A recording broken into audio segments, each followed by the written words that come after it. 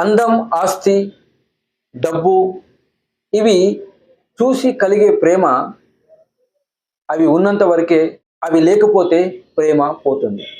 ఇది ఒక సలహా మాత్రమే.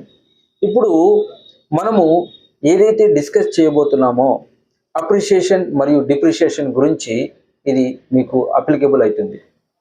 అప్రిషియేషన్ నేను చెప్పాను కదా, మనం ఒకరి మీద ఎక్కువగా ప్రేమను పెరుగుతూ పోతే అది ఒక అప్రిషియేషన్గా మనం భావించవచ్చు. వారి మీద ప్రేమ తగ్గుతూ పోతే అది డిప్రిషియేషన్గా భావించవచ్చు. పెరుగుదల, తగ్గుదల ఇవి జీవితంలో సర్వసాధారణం.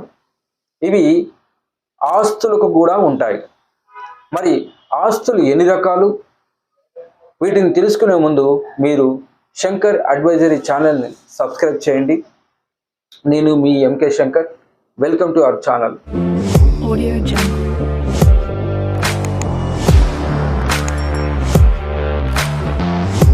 ఆస్తులు 6 రకాలు.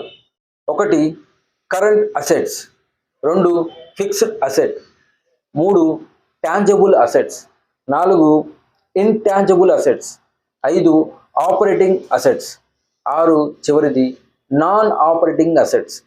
ఇవి 6 రకాలుగా ఉంటాయి. వీటి నుండే అప్రిషియేషన్, డిప్రిషియేషన్ మనకు తెలుస్తుంది. సో వీటిలో మొదటిది చలనం అయ్యే ఆస్తులు. ఇవి చాలా ఈజీగా లిక్విడిటీ అంటే మనకు మనీని పొందవచ్చు.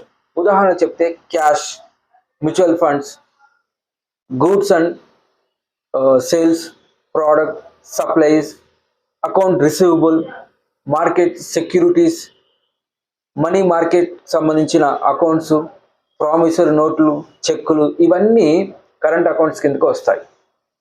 ఇక్కడ మీరు చూడండి, ఈజీగా డబ్బును మీరు కన్వర్ట్ చేసుకోవచ్చు. ఉదాహరణ చెప్పాలంటే మీ దగ్గర చెక్ ఉంది, చెక్ తీసుకెళ్ళి బ్యాంకులో వేస్తారు, మీ అకౌంట్లో పైసలు వస్తుంది.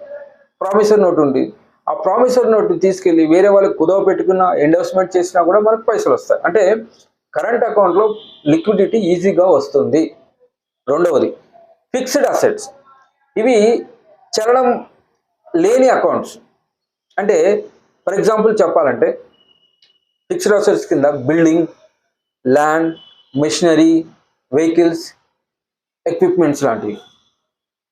ఇక్కడ వెహికల్స్ అనేది చలనం అవుతుంది, కానీ ఈ కేటగిరీలోనే అది ఫిక్స్డ్ అసెట్ కింద మనము క్యాలిక్యులేట్ చేస్తాము.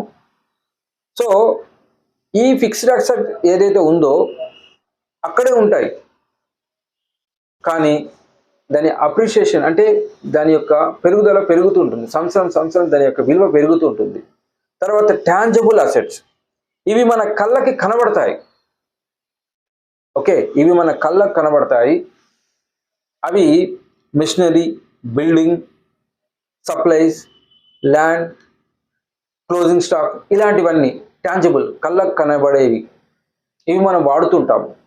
తర్వాత ఇంటాంజిబుల్ అసెట్స్. ఇవి మన కళ్ళకు కనబడవు. Like goodwill, patent, trademark, franchisee, licence. తర్వాత ఇంటెలెక్చువల్ ప్రాపర్టీస్, దానికి వాల్యూ ఉంటుంది. వీటితో బ్రాండ్ ఇమేజ్, బ్రాండ్ వాల్యూ, ఇవన్నీ ఇంటాంజిబుల్ అసెట్స్. ఇవి మన కళ్ళకు కనబడవు, కానీ పేపర్ మీద మాత్రం దాని వాల్యూ కనబడుతుంది. సో ఇలా. తర్వాత చివరిగా ఆపరేటింగ్ అసెట్స్. ఇవేంది? క్యాష్, కాపీరైట్, గుడ్ విల్ ఇలాంటివన్నీ.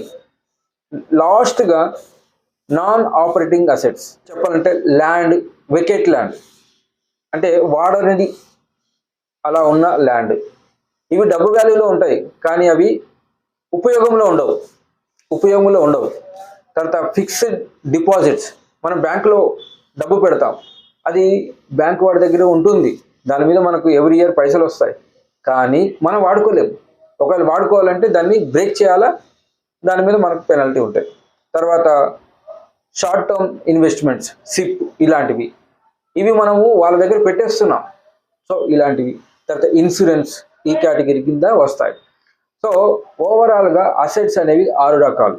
సో ఇప్పుడు మనం మాట్లాడుకోవాల్సిన సబ్జెక్ట్ ఏంటంటే అప్రిషియేషన్, డిప్రిషియేషన్. అప్రిషియేషన్ అంటే ఏమిటి? పెరుగుదల. నువ్వు ఈరోజు తీసుకున్నది కొన్ని రోజుల తర్వాత పెరుగుతుంది. అంటే నీకు డబ్బు పెరుగుతుంది. డిప్రిషియేషన్ అంటే నువ్వు తీసుకున్న ఏదైతే వస్తువు ఉందో దాని మీద తరుగుదల ఉంటుంది. ఈరోజు ఒక వెహికల్ మనం 1,00,000 కొంటాము, 2 వీలర్. అది 2వ సంవత్సరం 3వ సంవత్సరం అమ్మినప్పుడు తగ్గిపోతుంది. సో ఇది మీకు ఇంకా బాగా అర్థం కావాలంటే నేను మీకు ప్రెజెంటేషన్ రూపంలో చూపిస్తాను, మీరు ఒకసారి చూడండి. మీకు డిప్రిషియేషన్ అర్థం కావడానికి నేను ఇది ఎక్స్ప్లెయిన్ చేస్తున్నాను, చూడండి. మీరు ఒక కారును తీసుకున్నారు 12 లక్షలు. ఓకే, సంవత్సరం ఎండింగ్ కల్లా దాని వాల్యూ ఎంత ఉంటుందంటే డిప్రిషియేషన్ తీసేసిన తర్వాత 10,20,000 ఉంది. అదే సెకండ్ ఇయర్ కూడా మనము డిప్రిషియేషన్ క్యాలిక్యులేట్ చేసి తీసేసిన తర్వాత 8,67,000 ఉంది. థర్డ్ ఇయర్ కల్లా డిప్రిషియేషన్ తీసేసిన తర్వాత 7,36,950 ఉంది. చివరిగా లాస్ట్ ఇయర్ అంటే ఫోర్త్ ఇయర్ వచ్చేసరికి 6,26,408 ఉంది. చూసారా, మీరు కొన్నది 12 లక్షలు, 4 సంవత్సరాలు అయిన తర్వాత దాని వాల్యూ తగ్గిపోయింది, అంటే హాఫ్ అమౌంట్కి వచ్చేసింది.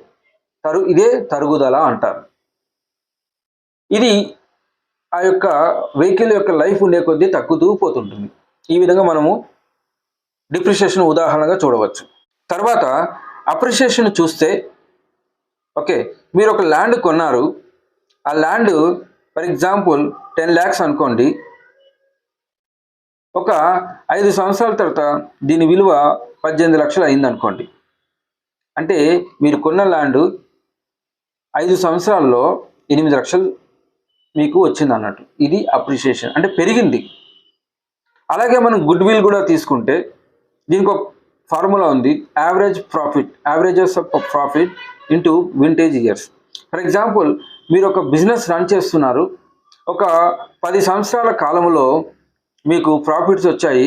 ఆ 10 సంవత్సరాల ప్రాఫిట్స్ ఒక దగ్గర యాడ్ చేసి బై 10 చేస్తే మీకు యావరేజ్ ఆఫ్ ప్రాఫిట్ వస్తుంది. అలా వచ్చిన ప్రాఫిట్ను ఎన్ని సంవత్సరాలు మీరు బిజినెస్లో ఉన్నారో దాంతో ఇంటూ చేస్తే మీకు ఆ గుడ్ విల్ తెలుస్తుంది.